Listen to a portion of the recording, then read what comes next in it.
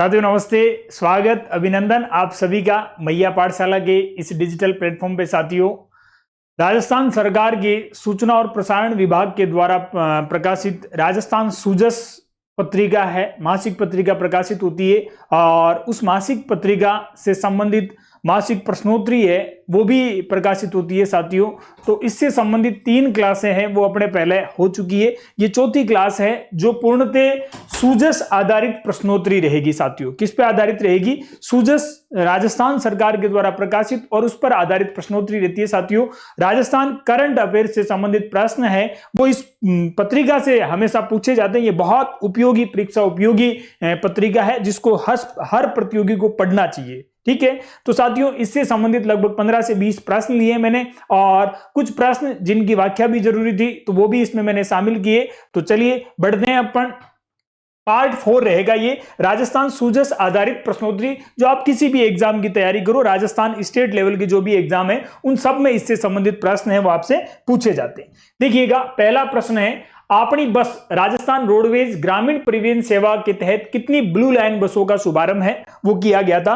अपनी बस, ठीक है, ध्यान रखिएगा ये टैगलाइन है, अपनी बस राजस्थान रोडवेज के द्वारा ग्रामीण परिवहन सेवा के तहत कितनी ब्लू लाइन बसों का शुभारंभ है वो किया गया। माननीय मुख्यमंत्री भजन लाल जी के द्वारा इस योजना का शुभारंभ है वो किया गया था राजस्थान रोडवेज के द्वारा, जिसको नाम दिया गया अपनी बस। ठीक है, ब्लू लाइन की कितनी बसों का शुभारंभ है वो किया गया। तो यहां अपने को ध्यान रखना है कि कितनी बसें, प्रारंभ में 128 थी लेकिन बाद में 169 बसें हैं वो टोटल इसके अंदर इंक्लूड की गई है। और ध्यान रखिएगा ये अक्टूबर माह का जो सूजस का अंक है उससे लिया गया ये प्रश्न है। अक्टूबर माह की सूजस है, मैंने टेलीग्राम चैनल पे भी शेयर करवा दी है, पूरी मैया पाठशाला नाम से टेलीग्राम चैनल है तो वो आप जरूर देख लीजिएगा, वहां मैंने पूरी ये शेयर करवा दी है पीडीएफ इसकी। राजस्थान राज्य सड़क परिवहन निगम, जिसे अपन RSRTC के नाम से भी जानते हैं, ग्रामीण क्षेत्रों के अंदर परिवहन कनेक्टिविटी को बढ़ाने के लिए अपनी बस योजना शुरू की और इसके तहत प्रथम चरण में 169 ब्लू लाइन बसों को हरी झंडी दिखाएगी ताकि ग्रामीण जनता को सुगम यात्रा मिल सके। शहरी क्षेत्र के अंदर तो वैसे ही दी जा रही है, एक्सप्रेस वे हो चाहे या यूं कह सकते हैं हाईवेज पर तो रोडवेज की सेवाएं हैं वो कंटिन्यू वैसे भी चल रही है। उसके साथ साथ में ग्रामीण क्षेत्र को जोड़ने के लिए, परिवहन को सुगम बनाने के लिए, जहां यातायात के पर्याप्त साधन उपलब्ध नहीं है उन क्षेत्रों के लिए भी 169 ब्लू लाइन बसें हैं वो प्रारंभ की गई है। अक्टूबर 2025 तक मन की बात के लगभग कितने एपिसोड प्रसारित हो चुके हैं? माननीय प्रधानमंत्री जी मनमोहन सिंह जी के द्वारा मासिक ये संवाद किया जाता है जिसे मन की बात शीर्षक से प्रकाशित किया जाता है, प्रसारित किया जाता है। तो पूछा यह गया कि अक्टूबर 2025 तक कितने एपिसोड प्रसारित हो चुके हैं? 100, 110, 120 या 127? तो यहां अपने को ध्यान रखना है कि 127 एपिसोड है वो प्रसारित हो चुके हैं। मन की बात माननीय प्रधानमंत्री नरेंद्र मोदी जी के द्वारा ये मन की बात है वो की जाती है। प्रधानमंत्री के रेडियो कार्यक्रम में ये चीज भी आपको ध्यान रखना है कि ये एक रेडियो कार्यक्रम है, रेडियो पे प्रसारित होता है, शीर्षक है उसका मन की बात। शुरुआत कब हुई थी? तो 3 अक्टूबर 2014 को इसकी शुरुआत हुई है। कब शुरुआत हुई है? 3 अक्टूबर 2014 को इसकी शुरुआत होती है। ये चीज आपको अच्छी तरीके से याद रखना है। ये एक मासिक कार्यक्रम है, यानी कि हर महीने ये प्रसारित होता है एक बार। अक्टूबर 2025 तक अगर अपन गणना करते हैं तो इसके अनुसार कुल इसके 127 एपिसोड है वो प्रसारित हो चुके हैं, जबकि इसका 100वां एपिसोड है वो अप्रैल 2023 के अंदर प्रसारित हुआ था। 100वां एपिसोड कब प्रसारित हुआ था? तो अप्रैल 2023 तक। और अक्टूबर 2025 तक इसके कितने एपिसोड प्रसारित हो चुके हैं? तो 127 एपिसोड प्रसारित हो चुके हैं। उसके बाद आगे बढ़ते हैं। नमो टॉय बैंक का शुभारंभ कहां किया गया? नमो नाम से माननीय प्रधानमंत्री जी को जाना जाता है और नमो टॉय बैंक है वर्तमान में अपने लोकसभा अध्यक्ष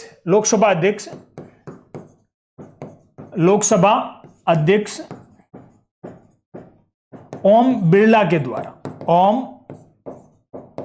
बिरला द्वारा इसकी शुरुआत की गई है। और ओम बिरला का संबंध है वो कहां से है? तो इनका संबंध कोटा से है। तो नमो टॉय बैंक की शुरुआत है वो कहां से की गई है? नमो टॉय बैंक की शुरुआत है वो कोटा से की गई है। कहां से की गई है? तो नमो टॉय बैंक की शुरुआत की गई है कोटा से। ठीक है, ओम बिरला जी के द्वारा इसकी शुरुआत की जाती है।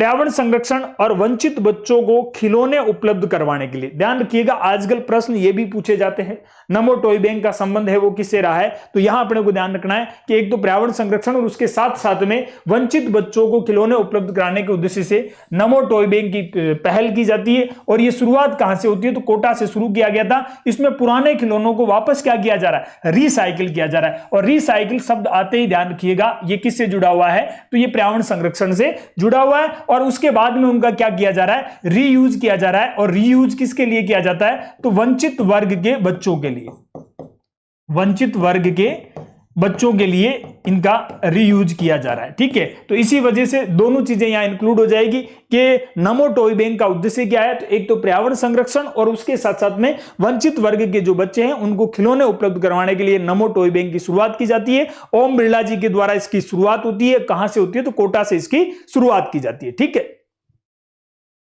फिर आगे बढ़िए। देश का पहला राज्य जिसने खनन के लिए प्री एम्बेडेड मॉडल लागू किया, देश का पहला राज्य जिसने खनन के लिए प्री एम्बेडेड मॉडल की शुरुआत की है, और वो राज्य कौन सा है, तो वो राज्य है साहब राजस्थान। कौन सा राज्य है जिसने खनन के लिए प्री एम्बेडेड की शुरुआत की है, इस मॉडल की शुरुआत करने वाला पहला राज्य कौन सा है, तो पहला राज्य है राजस्थान।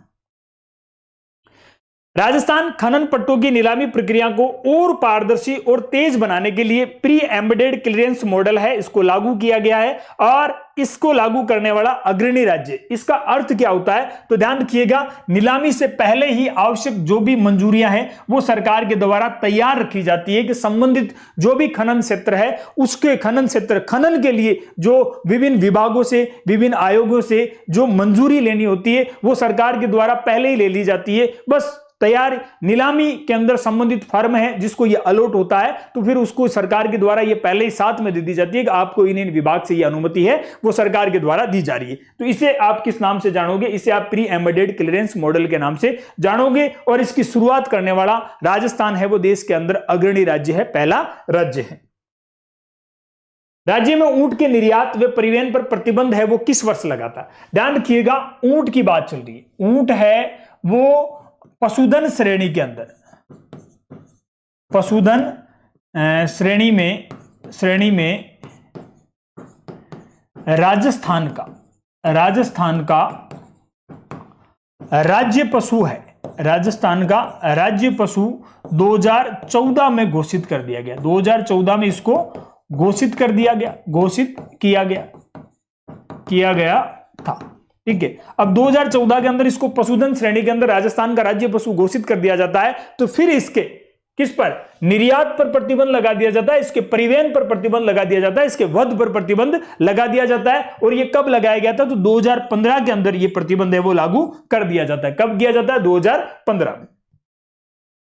राजस्थान राज्य पशु पालतू श्रेणी के अंतर्गत ऊंट है, और घटती संख्या को रोकने के लिए राज्य सरकार ने राजस्थान ऊंट वध का प्रतिषेध और अस्थायी प्रवर्जन या निर्यात विनियमन अधिनियम है वो 2015 के अंदर लागू किया था। दोनों चीजें उपयोगी है। इसे पशुपालन, ये पशुधन श्रेणी के अंदर पालतू पशुओं की श्रेणी के अंतर्गत भी अपन रख सकते हैं। तो पशुधन श्रेणी के अंतर्गत इसको राजस्थान का राज्य पशु घोषित किया जाता है 2014 के अंदर, जब वसुंधरा सरकार के कैबिनेट की बैठक होती है बीकानेर के अंदर, और उस समय यह डिसीजन लिया जाता है कि वन्य जीव श्रेणी के अंतर्गत राजस्थान का राज्य पशु है वो चिंकारा रहेगा। उसके साथ साथ में पशुधन श्रेणी के अंतर्गत राजस्थान का राज्य पशु का दर्जा है वो ऊंट को दिया जाता है। क्यों दिया जा रहा है, क्योंकि ऊंट की संख्या है वो लगातार कम हो रही थी, ऊंटों की संख्या लगातार कम हो रही थी। तो इस आधार पर इसको संरक्षण प्रदान करने के लिए सरकार के द्वारा यह डिसीजन लिया जाता है, और उसी के तहत 2015 के अंदर एक अधिनियम लागू किया जाता है जिसका शीर्षक देता है राजस्थान ऊंट वध का प्रतिषेध, यानी कि ऊंट का वध नहीं किया जा सकता।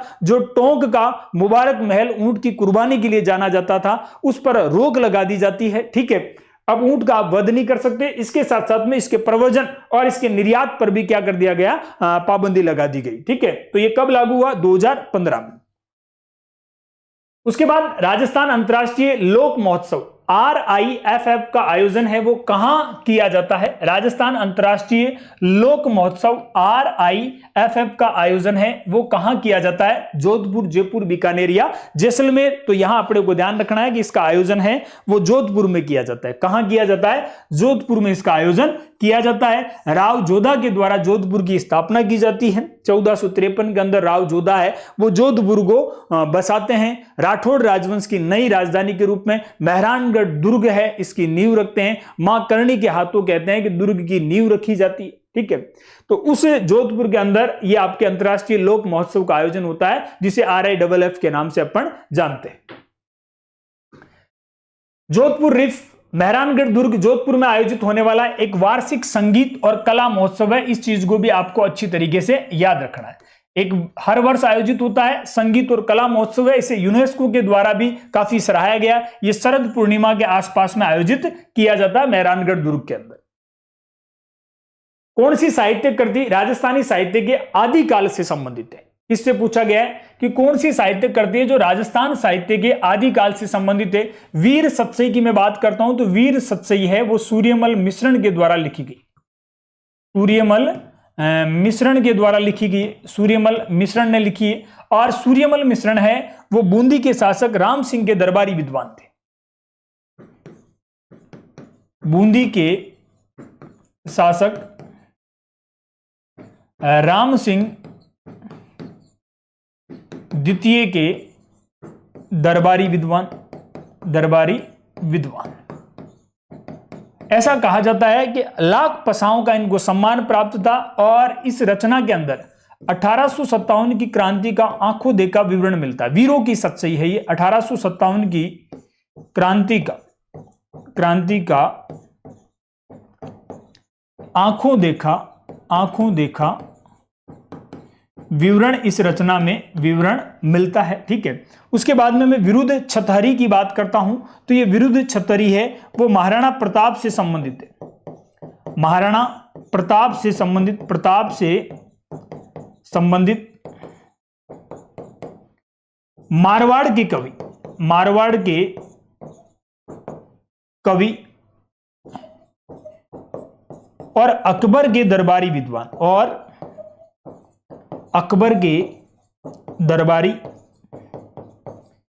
दुरसा हाडा के द्वारा लिखित है। किसके द्वारा लिखित है? दुरसा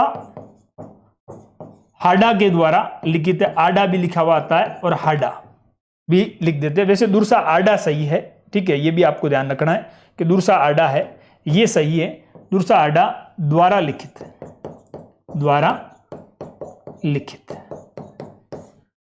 रुक्मणी हरण और नेमिनाथ रासो पूछा कौन सा अपने को? आदिकाल से संबंधित है। तो आदिकाल से संबंधित है नेमिनाथ रासो। ठीक है, ये किससे संबंधित है? आदिकाल से संबंधित है ये रचना। राजस्थानी साहित्य के आदिकाल का अर्थ होता है प्रारंभिक काल। आदिकाल का अर्थ क्या है? प्रारंभिक काल। और इसको वीर गाथा काल के नाम से जानते हैं। यहां जैन साहित्य का काल भी कहलाता है। नेमिनाथ रास है जिसकी रचयिता है वो सुमिति गणी के द्वारा की जाती है 1213 के आसपास में, और इस काल की ये प्रमुख करती है। जबकि वीर सतसई जो सूर्यमल मिश्रण ने लिखा है ये आधुनिक काल की रचना है। ठीक है, और उसी प्रकार ये कृतार बावनी है, विरुद्ध छतहरी है जो महाराणा प्रताप से संबंधित है, ये भी आधुनिक काल की रचनाओं के अंतर्गत आती है। आगे बढ़िए। राजस्थान में डामोर जनजाति है वो मुख्यतः कहां पाई जाती है? कि सर डामोर का अर्थ है डूंगरपुर। डामोर जनजाति है वो कहां पाई जाती है? कि डामोर का अर्थ है कि डूंगरपुर के अंदर पाई जाती है। और डूंगरपुर की कौन सी पंचायत समिति के अंदर है? तो डूंगरपुर की सिमलवाड़ा पंचायत समिति के अंतर्गत कौन सी जनजाति पाई जाती है? तो डूंगरपुर की सिमलवाड़ा पंचायत समिति के अंतर्गत डामोर जनजाति पाई जाती है। कौन सी? डामोर जनजाति। डामोर जनजाति राजस्थान के डूंगरपुर जिले में सर्वाधिक पाई जाती है। डूंगरपुर की सिमलवाड़ा पंचायत समिति को डामरिया क्षेत्र कहा जाता है। ये एक नया फैक्ट है, ध्यान रखिएगा, इसको इंपोर्टेंट कीजिएगा। डामरिया क्षेत्र के नाम से किसको जानते हैं? कि जहां डामोर जनजाति का बाहुल्य बेल्ट है, डूंगरपुर की सिमलवाड़ा जो पंचायत समिति है, और उस क्षेत्र को डामरिया क्षेत्र के नाम से जानते हैं। ये जनजाति मूलतः कहां से आती है? तो ये मूलतः कहां से आती है? गुजरात से आई हुई माना जाता है। कि कहां से आई है? कि सर गुजरात से आई है। ये डामरिया क्षेत्र अच्छी तरीके से याद रखिएगा। पूनमचंद गोदारा को राजस्थानी भाषा में साहित्य अकादमी युवा पुरस्कार 2025 से सम्मानित किया गया। पूनमचंद गोदारा है, बीकानेर से ये संबंधित माने जाते हैं। और इनको ये राजस्थानी भाषा में साहित्यिक रचना लिखी है और उस साहित्यिक रचना के लिए 2025 का पुरस्कार इनको दिया गया था। पूनम चंद गोदारा को राजस्थानी भाषा में साहित्य अकादमी युवा पुरस्कार से इनको सम्मानित किया गया है। और इनकी किस कृति के लिए सम्मानित किया गया है? तो अंतश्रेय आंगड़े। कौन सी रचना इनकी?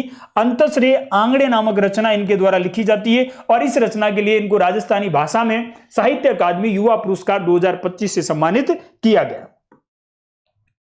साहित्य अकादमी प्रतिवर्ष युवा लेखकों को भी पुरस्कार देती है। 2025 के लिए राजस्थानी भाषा का यह प्रतिष्ठित पुरस्कार है वो पूनम चंद गोदारा को दिया गया और उनकी रचना कौन सी है? तो अंतश्रेय आंगड़े के लिए उनको यह पुरस्कार दिया गया। राजस्थान के पैरा एथलीट है कृष्णा नागर।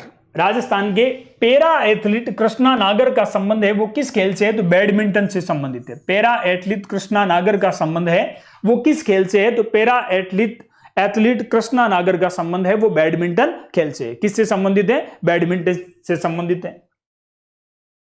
जयपुर के रहने वाले हैं ये, ठीक है। और टोक्यो पैरा ओलंपिक के अंदर SH6 श्रेणी के अंदर इन्होंने गोल्ड मेडल जीता था। लड़कियों की शिक्षा के क्षेत्र में कार्यरत एक संस्था है, एक NGO है जिसे एजुकेट गर्ल्स के नाम से जानते हैं। इस संगठन को हाल ही में कौन सा पुरस्कार प्रदान किया गया? बहुत अच्छा प्रश्न है ये, इसको इंपोर्टेंट कीजिएगा। लड़कियों की शिक्षा के क्षेत्र में कार्य करता है एजुकेट गर्ल्स नाम से एक संगठन है जिसको अभी हाल ही के अंदर एक पुरस्कार से सम्मानित किया गया है जिसे एशिया का नोबेल पुरस्कार कहते हैं। क्या कहते हैं उसको? अपन एशिया के नोबेल पुरस्कार के नाम से जानते हैं। और वो कौन सा पुरस्कार है? तो रेमन मैग्सेसे पुरस्कार से इनको सम्मानित किया गया है एजुकेट गर्ल नामक संगठन को। कौन सा संगठन है? तो याद रखिएगा एजुकेट गर्ल्स, ठीक है।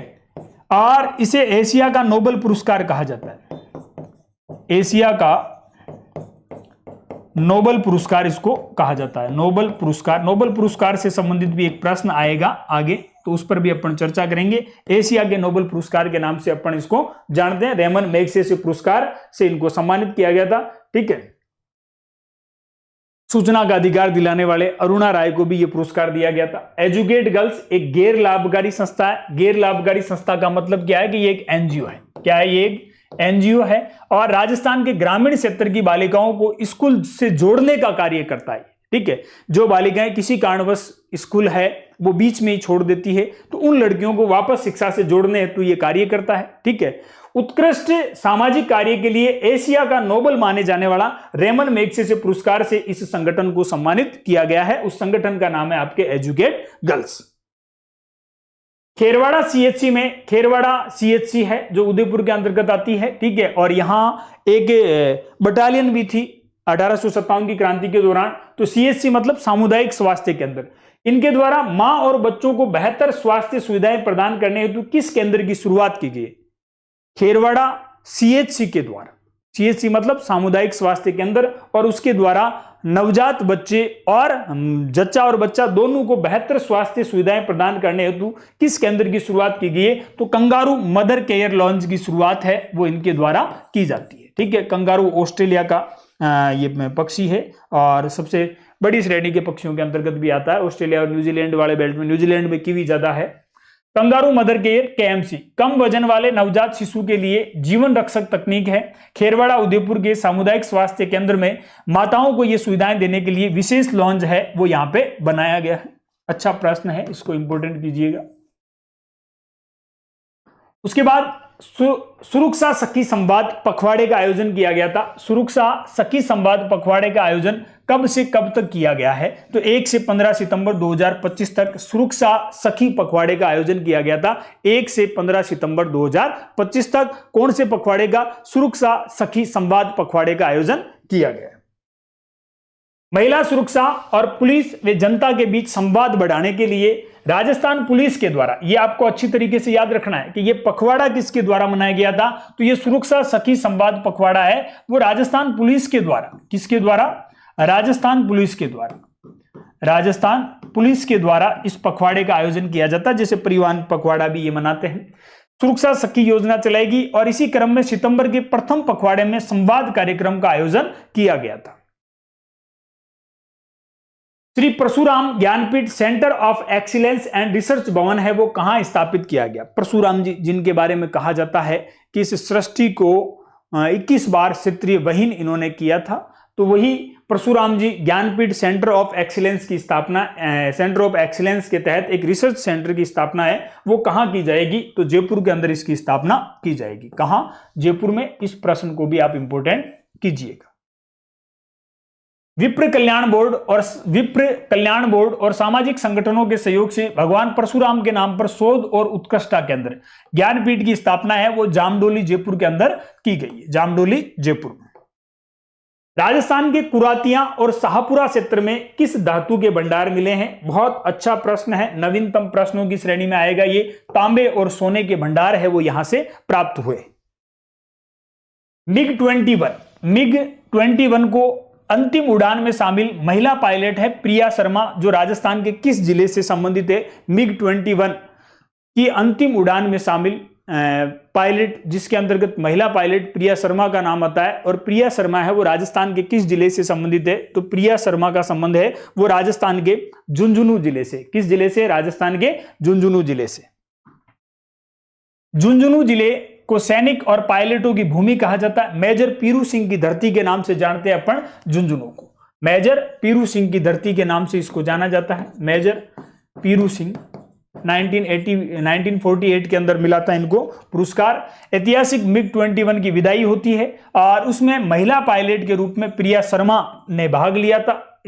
इसकी जो स्क्वाड्रन टीम थी उसमें ये शामिल थे, और इनका संबंध है वो कहां से है? तो झुंझुनू से। Book A call with BLO अभी चर्चित अभियान है। आप सबको पता होगा कि वर्तमान में एक प्रोग्राम चल रहा है एसआईआर प्रोग्राम चल रहा है। मैं भी उससे जुड़ा हुआ हूं। ध्यान रखिएगा, ये बहुत जरूरी है, जिसके तहत आप का वोटर आईडी कार्ड है वो अपडेट किया जा रहा है। नवीनतम वोटर लिस्ट है वो वापस बनाई जाएगी, और इसके अंतर्गत आपका नाम शामिल होना बहुत जरूरी है। आवश्यक दस्तावेज अपने बीएलओ साहब को जरूर आप उपलब्ध करवाएं साथियों, ठीक है। और किसी कारणवश किसी के कोई दस्तावेज उपलब्ध नहीं हो रहे हैं, है ना, बहुत सारी ऐसी समस्याएं आ रही है, तो उसका समाधान है वो भी हेल्प डेस्क के माध्यम से किया जा रहा है। तो book A call with BLO feature उपलब्ध करवाने वाला इसी नेट ऐप है। ये कौन सा है? इसी नेट ऐप है। वो किस आयोग से संबंधित है? तो निर्वाचन आयोग से संबंधित है। इस प्रश्न को इंपोर्टेंट कीजिएगा। मुझे ऐसा लग रहा है कि ये इसी नेट ऐप से प्रश्न है वो पूछा जाएगा। एसआईआर से प्रश्न है वो आने वाले एग्जाम में 100% पूछा जाएगा। बीएलओ का अर्थ होता है बूथ लेवल ऑफिसर। मतदाता सूची में नाम जुड़वाने और संशोधन के लिए चुनाव आयोग ने टेक्निक का प्रयोग करते हुए यह फीचर दिया है, जिसमें मतदाता सीधे बीएलओ से क्या कर सकता है? संपर्क कर सकता है। गणना प्रपत्र है वो आपसे भरवाए जा रहे हैं, ठीक है। इंद्र सैन्य अभ्यास, इस सैन्य अभ्यास है वो इस वर्ष राजस्थान के किस क्षेत्र में आयोजित किया जा रहा है? इंद्रा नाम से सैन्य अभ्यास है वो राजस्थान के किस क्षेत्र में ये अभ्यास है वो किया जा रहा है। उस क्षेत्र का अपने को चुनाव करना है, और वो क्षेत्र कौन सा है? तो ध्यान रखिएगा, वो क्षेत्र है आपके Bikaner. Mahajan field firing range यहां पे है, Mahajan field firing range. Indra Bharat और रूस, ये चीज भी आपको ध्यान रखना है कि किन दो देशों के मध्य हो रहा है। तो भारत और रूस के बीच में होने वाला एक संयुक्त सैन्य अभ्यास है, जो कहां आयोजित हो रहा है? महाजन फील्ड फायरिंग रेंज में आयोजित हो रहा है। और ऐसे अभ्यासों का प्रमुख केंद्र भी यही है, सबसे बड़ी फील्ड फायरिंग रेंज के नाम से इसको जाना जाता है। 2025 का भौतिकी का नोबेल पुरस्कार, 2025 का भौतिकी का नोबेल पुरस्कार है वो किसको प्रदान किया गया था? 2025 का भौतिकी का नोबेल पुरस्कार पूछा है। क्या पीटर हैंक्स और फ्रांसवा एंगलर्ट को दिया गया था? ध्यान रखिएगा, पीटर हिग्स और फ्रांसवा एंगलर्ट है, इनको 2013 का नोबेल पुरस्कार दिया गया था भौतिकी का। जबकि जेम्स पीबल है ये 2019 के नोबेल पुरस्कार से जुड़े हुए हैं। लेकिन जॉन क्लार्क, मिशेल एच डेवोरेट और जॉन एम मार्टिनेस है, इनको 2025 का भौतिकी का नोबेल पुरस्कार है वो दिया गया था। और रोजर पेनरोज का नाम है वो 2020 के भौतिकी के नोबेल पुरस्कार से जुड़ा हुआ है। रोजर पेनरोज का है वो 2020 के भौतिकी के नोबेल पुरस्कार से इनका नाम जुड़ा हुआ है। मूर्तिकला के लिए राजस्थान के किस कलाकार को, मूर्तिकला के लिए राजस्थान के किस कलाकार को राष्ट्रीय ललित कला अकादमी पुरस्कार से सम्मानित किया गया? तो वो डॉक्टर गिरिराज शर्मा है। डॉक्टर गिरिराज शर्मा है जिनको मूर्तिकला के क्षेत्र के अंतर्गत राष्ट्रीय ललित कला अकादमी पुरस्कार से सम्मानित किया गया है डॉक्टर गिरिराज शर्मा। दृश्य कला विजुअल आर्ट के क्षेत्र में राष्ट्रीय स्तर का सम्मान है जो राजस्थान के मूर्तिकार डॉक्टर गिरिराज शर्मा को इस सम्मान से सम्मानित किया गया था। किसको? डॉक्टर गिरिराज शर्मा को। आंवला का वैज्ञानिक नाम क्या है? तो पोलीमेटस एम्बोलिका इसका वैज्ञानिक नाम है। यह सूजस से लिया गया प्रश्न था। एक औषधीय पौधा है। वानस्पतिक नाम पोलिनेटस एम्बिका है। ठीक है, इसे एम्बिका ऑप्टिनेल्स के नाम से भी जाना जाता है। विटामिन सी का प्रचुर स्रोत है और वर्तमान में अभी आंवला है वो काफी उत्पादित हो रहा है। आप देख रहे हो वर्तमान में आंवला, क्योंकि अभी फल दे रहा है। ठीक है, सर्दियों के अंदर आंवला खाया भी जाता है, स्वास्थ्य के लिए बहुत अच्छा होता है।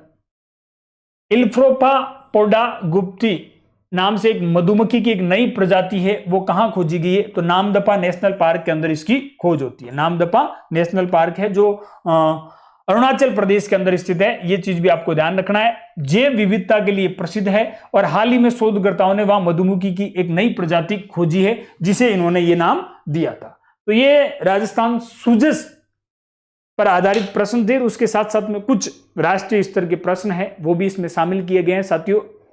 तो हालांकि लाइव क्लास होनी चाहिए थी लेकिन थोड़ा समय अभाव है और मौसम भी आज अजमेर के अंदर थोड़ा चेंज हुआ है, बारिश का मौसम है, तो इसलिए रिकॉर्डेड व्याख्यान आप तक पहुंचाया जा रहा है। ये क्लास आपके लिए निश्चित रूप से उपयोगी रहेगी। इस वीडियो को अधिक से अधिक अपने सोशल मीडिया प्लेटफॉर्म पर शेयर जरूर कीजिएगा। लाइक शेयर होना बहुत जरूरी है। और भी किसी प्रकार का कोई प्रश्न आपके मन और मस्तिष्क में बन रहा है तो मुझे बिल्कुल आप कमेंट बॉक्स में बताइएगा। ठीक है, थैंक यू सो मच।